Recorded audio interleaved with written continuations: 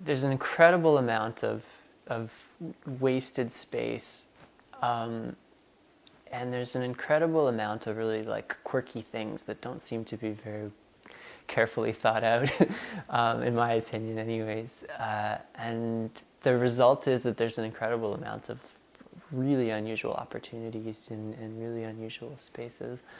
I find it amazing that in the inner city, most houses are detached houses, but they're only detached by, by a few feet. I could understand if you live in the suburbs or if you live in the countryside, if you want to have a house that sits on its own property and is kind of it's a little island away from everyone else. But in the inner city, with that amount of space between your house, you might as well have you might as well join them up, and you can save on finishes, you save on energy costs.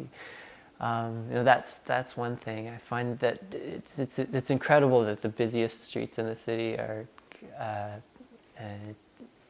2 lanes of traffic, 2 lanes of parking, and these incredibly narrow sidewalks with people squeezing by each other, and they insist on putting planters with trees, which tree-lined streets are nice, but then people can't simply walk down without having to kind of wiggle by each other, and then there's the periphery of the city. I'm a cyclist. I sometimes like to ride my bike to Brampton, where my parents live, and it's amazing. You can't go in any direction out of Toronto without having to ride through 1, 2, 3 hours of just endless parking lots and suburban strip malls and industrial parks and things, and it just seems like this incredible waste of, it's some of the richest. They always say it's some of the richest farmland in the country.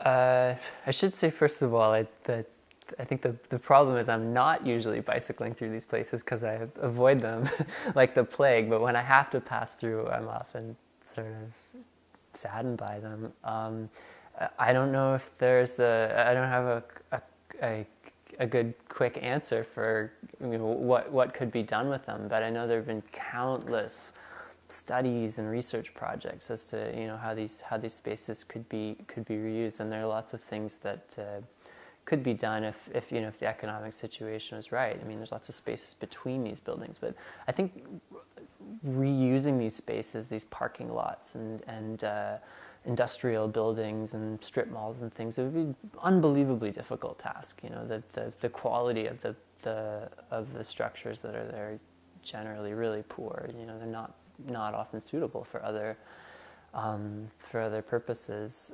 The amount of toxins that you often find in parking lots and things like that makes it really difficult to just rip them up and turn them into something else. I mean, they were built with an incredibly large infusion of fossil fuel energy, and it's going to take an incredibly large amount of energy to change them.